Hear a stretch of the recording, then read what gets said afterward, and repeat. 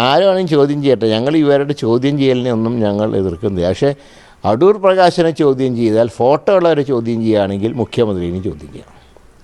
അതല്ലാതെ അടൂർ പ്രകാശിൽ മാത്രം ചോദ്യം ചെയ്യൽ ഒതുങ്ങിയാൽ പറ്റില്ല.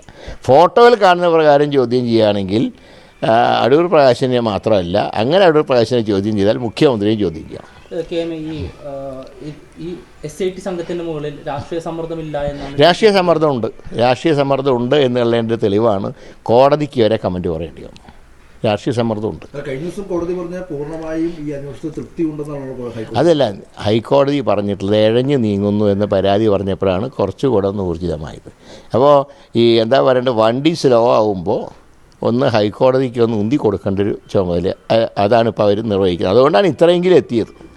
അപ്പോൾ ഞാൻ പറയുന്നു, ഈ കേസിൽ പിടിക്കപ്പെടേണ്ട ആളുകളുണ്ട് എന്നുള്ള ഞങ്ങളുടെ വിശ്വാസത്തിൽ ഞങ്ങൾ ഇപ്പോഴും ഉറച്ചു നിൽക്കുന്നുണ്ട്.